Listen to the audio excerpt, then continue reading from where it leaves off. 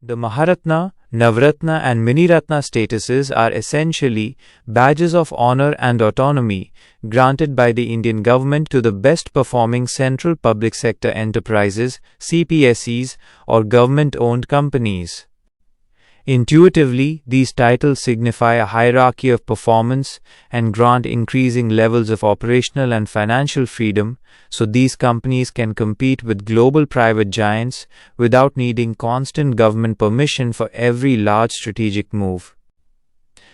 Hierarchy and origin. The system is a progression intended to nurture government companies from local players to global competitors. Status. Intuitive meaning. Origin year. Criteria intuition. Miniratna, category I and II.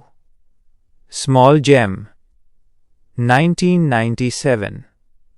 Consistent profitability, the entry level. Must show continuous profit and have a positive net worth. Navratna. 9 jewels. 1997. Financial and strategic excellence. Must first be Miniratna I and score high on performance metrics, e.g., profitability, efficiency over several years. Maharatna. Great Gem. 2010. Megacorp, global scale. Must first be Navratna and meet extremely high financial benchmarks, e.g., very high net worth, turnover and net profit. Origin, the autonomy drive. The original Navratna scheme was introduced in 1997 to identify CPSEs that had a comparative advantage and could be developed into global leaders. It was an acknowledgement that bureaucratic control was stifling the potential of these profitable companies. The Maharatna scheme was later introduced in 2010 to provide even greater autonomy to the few mega-sized Navratna companies. Function, initiative, and benefits. The core function of this classification is to delegate decision-making power from the government to the company's respective boards of directors. The key initiative is to grant financial autonomy across the 3 tiers. Status. Investment power, without government. Approval. Strategic autonomy. Miniratna E. Up to 500 crore rupees or their net worth, whichever is lower. Can enter joint ventures, set up subsidiary companies, and open overseas offices, subject to conditions. Navratna. Up to 1000 crore rupees or 15% of their net worth in a single project. Board can approve projects, mergers and acquisitions, M&A, in India and abroad, up to the financial limit. Maharatna.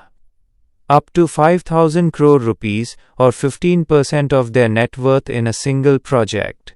Highest level of freedom in M&A, capital expenditure and human resource management, effectively allowing them to act like large modern private corporations. Benefits. Faster decision making.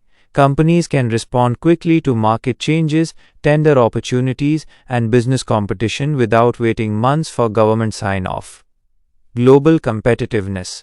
The statuses allow these companies to be perceived as financially sound and strategically agile on the international stage. Talent attraction. The prestige helps attract and retain high-quality professional management. Incoming updates and future focus. The primary trend and incoming update is the continuous elevation of more high-performing Miniratnas and Navratnas to higher status.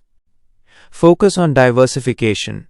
Recent upgradations often involve companies in high-growth, strategic sectors like finance, power and logistics, reflecting the government's focus on infrastructure and energy transition.